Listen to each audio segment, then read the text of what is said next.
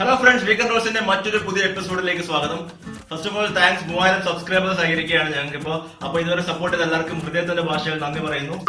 ഇന്ന് നമ്മൾ സംസാരിക്കാൻ പോകുന്ന വിഷയം ഫ്ലാറ്റ് എർത്തിനെ കുറിച്ചാണ്, അല്ലെങ്കിൽ പരന്ന ഭൂമി. അപ്പോൾ ഫ്ലാറ്റ് എർത്തിനെ ഭയങ്കരമായിട്ട് സപ്പോർട്ട് ചെയ്യുന്ന നമ്മുടെ ആങ്കർ ശ്രീകാന്ത് ഉണ്ട്. അപ്പോൾ നമ്മൾ ശ്രീകാന്തിനെ ഇങ്ങോട്ട് വിളിക്കുന്നതായിരിക്കും. ശ്രീകാന്തുമായിട്ടൊരു ഡിബേറ്റ് ആണ് നമ്മൾ പ്ലാൻ ചെയ്തിരിക്കുന്നത്.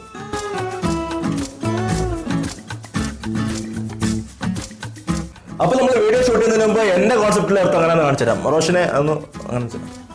അപ്പൊ എന്റെ കോൺസെപ്റ്റിൽ നമ്മുടെ ഭൂമി ഇങ്ങനെ ഉരുണ്ടിരിക്കുകയാണ്. നമ്മുടെ ഗ്ലോബ്, നമ്മുടെ സ്പിയർ സ്കൂളിലൊക്കെ പഠിച്ച പോലെ ഇങ്ങനെ ഉരുണ്ടിരിക്കുകയാണ്. പക്ഷേ ഫ്ലാറ്റ് എർത്തിന്റെ കട്ട സപ്പോർട്ടറായ ശ്രീകാന്ത് ഇപ്പൊ എന്റെ കൂടെ ഉണ്ട്. ശ്രീകാന്ത് വരൂ. ശ്രീകാന്ത്, ഇതെന്താണ് ഉദ്ദേശിക്കുന്നത്? ഇത് നമ്മുടെ ഫ്ലാറ്റ് എർത്ത് എന്ന കൺസെപ്റ്റ് കാണിക്കാൻ വേണ്ടി കൊണ്ടുവന്ന ഒരു പ്ലേറ്റ് ആണ്. ഓക്കെ, അപ്പൊ ഇതിന്റെ ഉപയോഗങ്ങൾ പലപ്പോഴും കഴിക്കുകയും ചെയ്യുന്നത് കൂടെ കൊണ്ട് നടക്കാറുണ്ട്. ഞങ്ങളെ സംബന്ധിച്ച് ആക്ച്വലി ഭൂമി ഇങ്ങനെ ഉരുണ്ടിരിക്കുകയാണ്, ഗ്ലോബ് പോലെ ഉരുണ്ടിരിക്കുകയാണ്.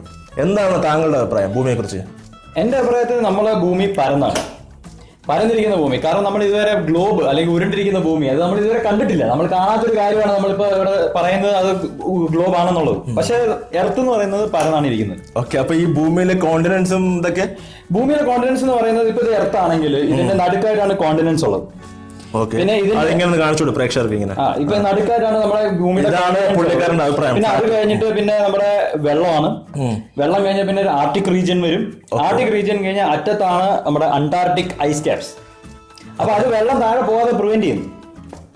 അപ്പൊ നമ്മള് ഇപ്പോഴത്തെ ചാടിക്കഴിഞ്ഞാൽ നമ്മൾ താഴോട്ട് പോകത്തില്ലേ? ഇത് താഴെ പോകത്തില്ല, കാരണം ഇവിടെ മൊത്തം ഐസ് ക്യാപ്സ് ആണല്ലോ, ഫുള്ള് ഇവിടെ കവേർഡാണ്. അപ്പൊ ഇതൊക്കെ ഒരു പ്രൊട്ടക്ഷൻ ഉണ്ട് അതിന്. ദൈവമേ, ഇതാണ് നമ്മുടെ ഫ്ലാറ്റ് എർത്ത്. അപ്പൊ ഈ നാസ ഇതൊക്കെ വരുന്ന ഫോട്ടോഗ്രാഫ് ഒക്കെ എന്താ ഉദ്ദേശിക്കുന്നത്? നാസ ചെയ്ത കാര്യങ്ങളല്ലേ, നമ്മൾ നേരിട്ട് കണ്ടിട്ടുണ്ടോ? ഇപ്പൊ നമ്മളിപ്പോ എന്തെങ്കിലും എങ്ങനെ നേരിട്ട് കാണാതെ പിന്നെ എങ്ങനെ വിശ്വസിക്കുന്നത്? നേരിട്ട്. പക്ഷെ നാസയുടെ ഫോട്ടോഗ്രാഫ്, സാറ്റലൈറ്റിന്റെ ഫോട്ടോഗ്രാഫ്, നമ്മുടെ ഭൂമിയിലെ കാലാവസ്ഥ വ്യതിയാനങ്ങൾ, ഇതിപ്പോ സാറ്റലൈറ്റ് എടുത്ത ഫോട്ടോഗ്രാഫ് എന്നൊക്കെ പറയുന്നത് നാസ നമുക്ക് തന്നതാണ്. അതായത് നമ്മളാരും നേരിട്ട് കണ്ടിട്ടില്ല. നമ്മള് ഒരു ഔട്ടർ സ്പേസിൽ പോയി നമ്മൾ തന്നെ ഒരു ഫോട്ടോ എടുക്കാതെ എങ്ങനെ വിശ്വസിക്കും?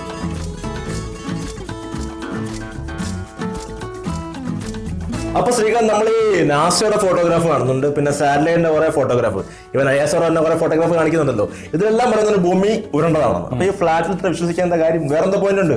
ഫോട്ടോഗ്രാഫ് കണ്ടാ പോരെ? ഫോട്ടോഗ്രാഫ് മാത്രം കണ്ടാൽ പറ്റും. ഫോട്ടോഗ്രാഫ് ഒക്കെ ഇപ്പൊ നമുക്ക് എല്ലാവർക്കും മോർഫ് ചെയ്തെടുക്കാന്നല്ലേ ഉള്ളൂ. ഇപ്പൊ ഫോട്ടോഷോപ്പിലൊക്കെ നമുക്ക് ഫോട്ടോ എന്ത് വേണേലും ആയി തീർക്കാം പറ്റും. അതുകൊണ്ട് മിസ്റ്റർ ബരാക് ഒബാമയെ പരിചയമുണ്ടോ?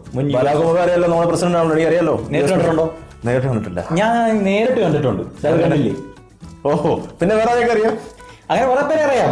അപ്പൊ താങ്കൾ എല്ലാ ഫോട്ടോഗ്രാഫ് എല്ലാം ഫോട്ടോഷോപ്പിലാണ്? പിന്നെ ഇതെല്ലാം ഫോട്ടോഷോപ്പാണ്. നമ്മളിപ്പോ മേളിൽ ആരിപ്പോ ഒരു ക്യാമറ കൊണ്ടെന്ന് വെച്ചേക്കുന്ന അവിടെ. അപ്പൊ താങ്കൾ നേരിട്ട് കണ്ടാലേ വിശ്വസിക്കത്തുള്ളൂ? നേരിട്ട് കണ്ടാലേ നമ്മൾ വിശ്വസിക്കത്തുള്ളൂ.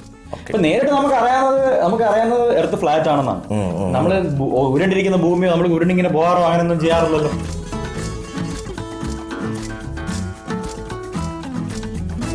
അപ്പൊ ശ്രീകാന്ത്, നീ കുറെ നേരം ഫോട്ടോഗ്രാഫിന്റെ കാര്യത്തിൽ നീ പറഞ്ഞ ഫോട്ടോഷോപ്പ് ആണല്ലേ, നാസ എന്നല്ല.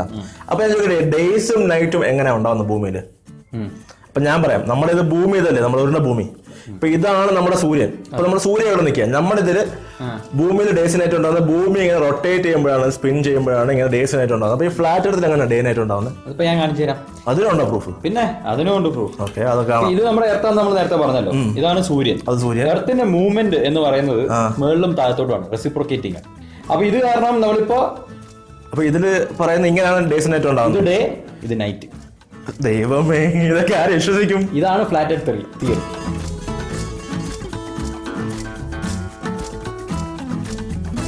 പിന്നെ നമുക്ക് മെഷർമെന്റ് സിസ്റ്റത്തിലേക്ക് പറയാം. അപ്പൊ നമ്മൾ പണ്ട് സിവിൽ എഞ്ചിനീയറിംഗ് ഒക്കെ പഠിക്കുമ്പോൾ നമ്മൾ സർവേയിങ്ങിനൊക്കെ പോയിട്ടുണ്ട്. ഞാൻ ചെയ്തിട്ടുണ്ട് കുറെ മെഷർമെന്റ്സും. പക്ഷെ അതൊക്കെ നമ്മൾ ചെയ്തിരിക്കുന്നത് അതിന്റെ ബേസിസ് ഓഫ് മെഷർമെന്റ് എന്ന് പറയുന്നത് തന്നെ ഫ്ലാറ്റ് എർത്ത് ബേസിസ് ആണ്. അല്ലാതെ നമ്മൾ റൗണ്ട് ആണെന്നുള്ള രീതിയിലല്ല നമ്മൾ അതൊക്കെ ചെയ്യും. പക്ഷെ നമ്മളെ സാറ് പ്രത്യേകിച്ചൊന്നും പറഞ്ഞിട്ടില്ല, പക്ഷെ നമ്മൾ ചെയ്തിട്ടുണ്ട്. അതാണ് നമ്മൾ പണ്ട് നമ്മൾ ചെയിൻ ഇടും, നമ്മൾ റോപ്പ് ഇടും.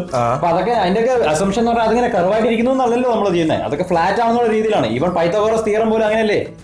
അതൊക്കെ ഓക്കെ. പക്ഷെ എപ്പോഴും ഈ പ്ലേറ്റ് പിടിച്ചുകൊണ്ട് നിൽക്കുന്ന ഉദ്ദേശം എന്താ? അപ്പൊ ഇയാൾ പറയുന്നത് വെച്ചാൽ എല്ലാം കാൽക്കുലേഷൻസ്, പൈത്തഗോറസ് തിയറം എല്ലാം വെച്ചേക്കുന്നത്. അതാണ് നമ്മുടെ ബേസിസ് ഓഫ് മെഷർമെന്റ് എല്ലാം ഫ്ലാറ്റ് എർത്ത് ബേസ് ചെയ്താണ് നമ്മൾ ചെയ്യുന്നത് തന്നെ. അപ്പം അതില് കർവ് ചെയ്തിട്ട് നമ്മൾ കർവേച്ചറോ അതിന്റെ കൺസിഡറേഷൻസ് ഒന്നും നമ്മൾ അതിനകത്ത് എടുക്കുന്നില്ലല്ലോ. അപ്പൊ ഈ ബിൽഡിംഗ് എല്ലാം ഉണ്ടാക്കിയിരിക്കുന്ന എല്ലാം ഫ്ലാറ്റ് മെഷർമെന്റ് ആണ്. എല്ലാം ഫ്ലാറ്റ് മെഷർമെന്റിലുള്ള അസംഷൻസിലാണ് നമ്മൾ ചെയ്തേക്കുന്നത്.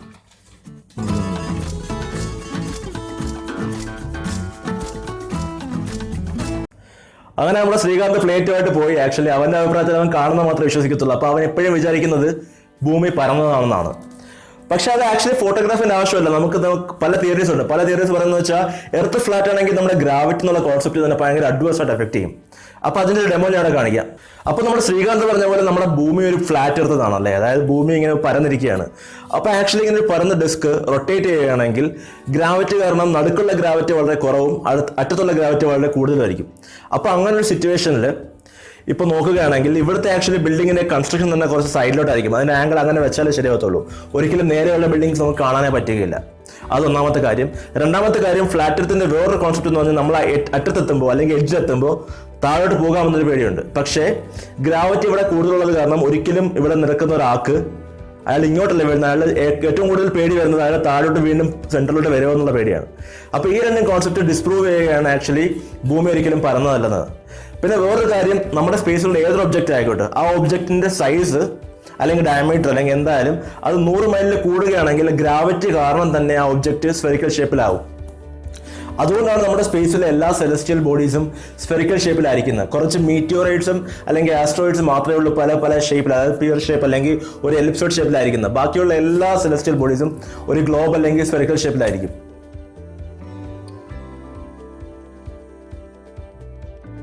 അപ്പൊ രണ്ടാമത് ശ്രീകാന്ത് പറഞ്ഞ കാര്യം ഓർമ്മയുണ്ടല്ലോ, ക്ലാസിക്കൽ മെഷർമെന്റ്സ് അല്ലെങ്കിൽ പൈതഗോറസ് തിയറം അല്ലെങ്കിൽ പണ്ടെടുത്ത സർവേ മെഷീൻസ് എല്ലാം നമ്മൾ കൺസിഡർ ചെയ്ത എർത്ത് ഫ്ലാറ്റ് എന്നുള്ളതാണ്. പക്ഷെ അതും റോങ് ആണ്. ആക്ച്വലി ഇത്രയും വലിയ സ്പാനിലുള്ള മെഷർമെന്റ് നമ്മൾ ചെയ്യുമ്പോൾ എർത്തിന്റെ കർവേച്ചർ ഒരു വലിയൊരു ഫാക്ടറാണ്. US ബ്രുക്ലിനും സ്ട്രാറ്റനും നമ്മൾ കണക്ട് ചെയ്യുന്ന വെരിസോണ നാരോസ് ബ്രിഡ്ജ്, ഇതിന്റെ സ്പാനിൽ ആക്ച്വലി എർത്തിന്റെ കർവേച്ചർ ഒരു വലിയ ഫാക്ടറായിരുന്നു. അപ്പോൾ ഈ വെരിസോണ നാരോസ് ബ്രിഡ്ജിന്റെ ഫോട്ടോ കാണുമ്പോൾ അറിയാം. അതായത് ഈ ഫോട്ടോയിൽ ഇത്രയും സ്പാൻ എന്ന് വെച്ചാൽ ഏകദേശം 1.3 കിലോമീറ്റർ ഉണ്ട്, അതായത് ആ രണ്ട് പില്ലേഴ്സ് തമ്മിൽ. അപ്പോൾ ഈ രണ്ട് പില്ലേഴ്സ് തമ്മിൽ അത് ടോപ്പിലെ ലെന്തും ടോപ്പിലെ ഡിസ്റ്റൻസും അല്ലാതെ വാട്ടർ ലെവലിലെ ബോട്ടം ഡിസ്റ്റൻസ് തമ്മിലും ഏകദേശം ഒരു 4 സെന്റിമീറ്റർ ഡിഫറൻസ് ഉണ്ട്.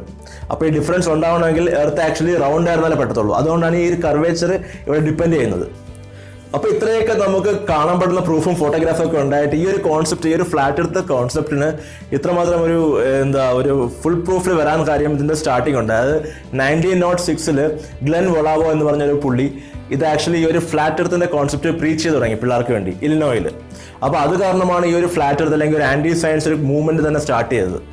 അപ്പോൾ അങ്ങനെ ഇങ്ങനെ തുടങ്ങി വെച്ച ഓരോ സംസ്കാരം പല പാരമ്പര്യങ്ങളായിട്ട് അങ്ങനെ പല ജനറേഷൻസ് ആയിട്ട് ഇങ്ങനെ വന്നുകൊണ്ടിരിക്കുകയാണ്. ഈ ഫ്ലാറ്റ് എർത്ത് കോൺസെപ്റ്റിന്റെ ആക്ച്വലി ഒരു കോൺഫറൻസ് തന്നെ യൂസ് നടന്നിട്ടുണ്ട്. ഇതിൽ ആക്ച്വലി കുറെ ആൾക്കാർ ശരിക്കും ഇതിൽ ബിലീവ് ചെയ്യുന്നുണ്ട്, പിന്നെ കുറെ ആൾക്കാർ സർക്കാസ്റ്റിക് ആയിട്ട് ഈ ഒരു മൂവ്മെന്റിനെ ഫോളോ ചെയ്യുന്നുണ്ട്. അപ്പോൾ നമുക്കിനി വീണ്ടും നമ്മുടെ ശ്രീകാന്തിനെ വിളിക്കാം. ഇനി പുള്ളിയുടെ അഭിപ്രായം എന്താണെന്നറിയാം. ശ്രീകാന്ത്, അപ്പോൾ എന്താണ് ഇതൊക്കെ കേട്ടിട്ട് എന്തൊക്കെ ഇപ്പോഴും ഒരു ഫ്ലാറ്റ് എർത്തിൽ ബിലീവ് ചെയ്യുന്നുണ്ടോ? ഇപ്പോൾ എർത്ത് റൗണ്ട് ആണെന്നുള്ളത് നമുക്ക് എല്ലാവർക്കും അറിയാം. കാരണം ഇപ്പോഴത്തെ സ്പേസ് ഏജ് എക്സ്പ്ലോറേഷനിലും പിന്നെ നമ്മൾ സാറ്റലൈറ്റ്സ് വഴി ഇതിനൊക്കെ ഇമേജസ് ഉണ്ട്. നമുക്കറിയാം നമുക്ക് എർത്ത് റൗണ്ട് ആണെന്ന്. കാരണം ഇപ്പോൾ അത് മാത്രമല്ല, ബാക്കിയുള്ള planets, even Jupiter, even Pluto പോലും നമുക്കറിയാം റൗണ്ട് ആണ്.